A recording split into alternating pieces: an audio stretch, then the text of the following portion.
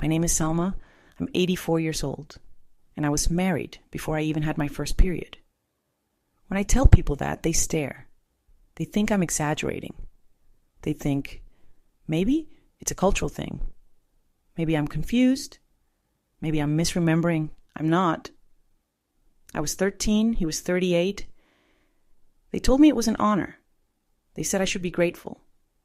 That I was lucky someone like him, a man of means, a respected husband, would take a girl like me.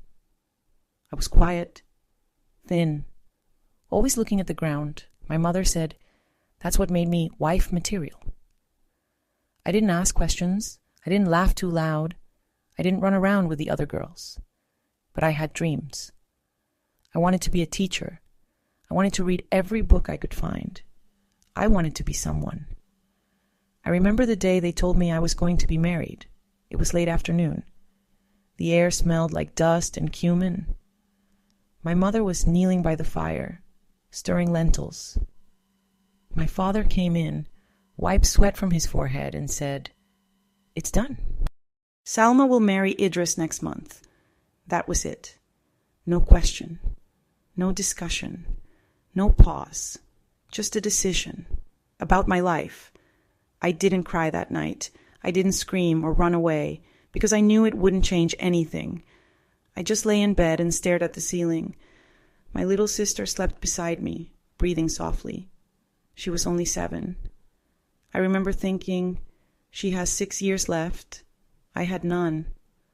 The wedding was small, no white dress, no music. They wrapped me in a red sari, too heavy for my frame. I walked like a doll, sat like a doll, smiled like a doll. But inside, I was vanishing. Idris was not kind. He didn't hurt me the way some men hurt their wives. Not with fists, but with words, with silence, with rules I didn't understand, and punishments that always came without warning. He was cold, precise. Everything had to be in order. The food, the clothes, my voice. If I was too quiet, he'd say I was disrespectful.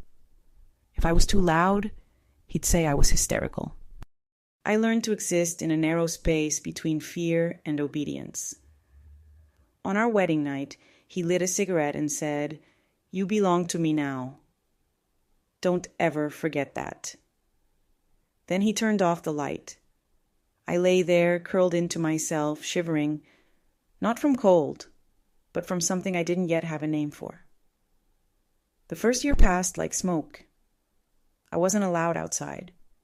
I couldn't write letters, couldn't visit my mother, couldn't cry.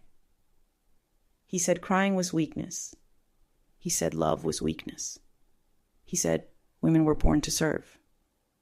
When I turned 14, I was already pregnant. I didn't even know what pregnancy meant. My body hurt in ways I didn't understand. I thought I was sick. I thought maybe I would die. He laughed when I told him, "You're not dying," he said. "You're doing your job." The baby came early, a boy. He didn't cry much, neither did I. They said I was lucky. A son on the first try. I didn't feel lucky. I felt like a house with no windows. I was not allowed to name him. Idris named him Kareem. I was allowed to hold him twice a day, no more. "Don't make him soft," Idris said. "Boys don't need mother's hands. They need discipline." Kareem cried when I put him down, and I cried in silence every night. Years passed, more sons, more rules, less of me. I stopped looking in mirrors. I stopped remembering birthdays. I stopped writing in the notebook I had once hidden under my mattress. I became a ghost in my own life, and no one even noticed. I had my third child when I was 17. This time, it was a girl. She was small, quiet, just like I had been. She had my nose, my eyes, my silence. I held her longer than I was supposed to. Idris didn't like that. "She won't bring anything," he said. "She'll just cost money." But I didn't care. For those few days, she was mine. I whispered to her at night, made up lullabies no one had ever sung to me. I kissed her forehead. I called her Afia, even though I wasn't allowed to give her a name. It means health, wholeness. When she was just 9 days old, he took her from me. He said she would be raised by his sister. A better environment for a girl, he claimed. In truth, he didn't want me to get too attached. I don't need you crying over every damn thing, he said. And just like that, Afia was gone. I didn't see her again for 41 years. The days became mechanical after that. I woke before dawn, prayed, cooked, cleaned, served, slept. Repeat. Kareem grew tall and cold, like his father. My second son, Samir, had Idris's eyes that never smiled. They learned early that their mother's word meant nothing. If I said no, they waited for Idris to say yes, and he always said yes if it meant undoing me. He taught them not to thank me, not to hug me, not to listen. They were his, not mine. Once, when Samir was 10, he broke a glass. I bent down to clean it. Idris walked in, looked at me, and said, "Why are you crouching like a dog?" I said nothing. He kicked the shards across the floor and walked out. That night, I picked glass from my palms in the dark. I stopped speaking unnecessarily. My voice didn't belong to me anymore. It belonged to the house, to the men inside it. I became an echo, something heard, but never noticed. Years blurred. I turned 30, then 40, then 50. I barely noticed. Because time doesn't feel real when you don't get to live it. When Idris got sick, liver failure, he didn't ask for my help. He asked for the boys. They visited. They nodded. They left. And he died quietly one morning. No ceremony, no drama, just a man, alone in bed, choking on everything he never said. The house was left to Kareem. I had nowhere else to go, so I stayed. As a guest. In the same house I had spent decades as a prisoner. Now, I was invisible. Even to my sons. And then, on my 76th birthday, came a letter. No name on the envelope. Just a word. Afia. My hands were shaking when I opened the envelope. The paper was thin. The handwriting, careful, slanted, unfamiliar. But the name at the bottom, it broke me. Afia Siddiqui. My daughter. My baby girl. The one I'd held for 9 nights and then never seen again. She was alive. Her words were formal, careful, like she didn't know who she was writing to. She didn't call me mother. She called me Salma. I think you might be my biological mother. My aunt gave me this name. She told me you named me Afia when I was born. I've searched for years. If this is a mistake, I apologize.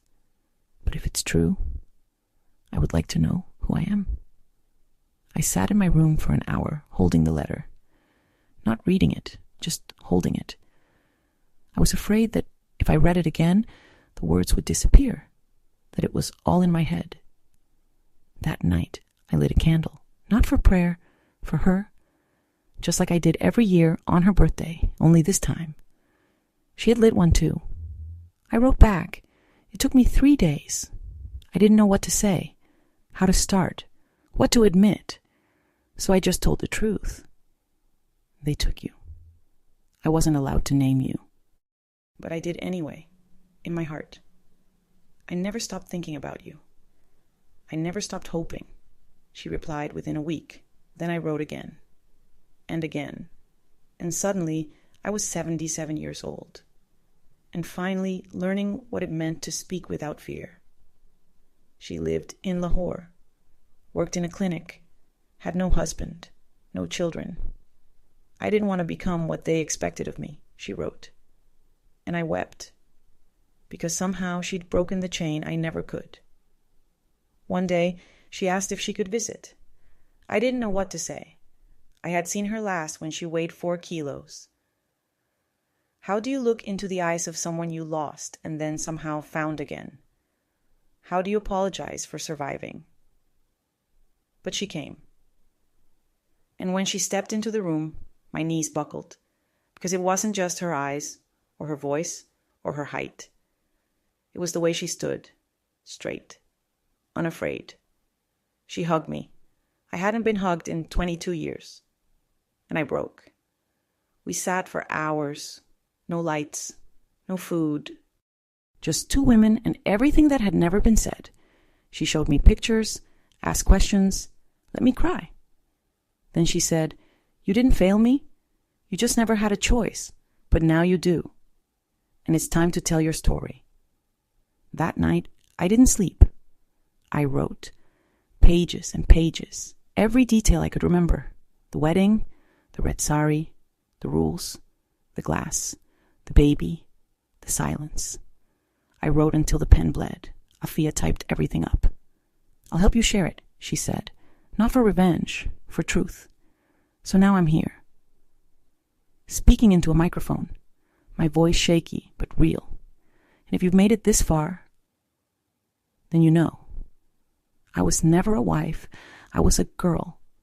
They turned into a servant. A ghost they expected to stay quiet forever.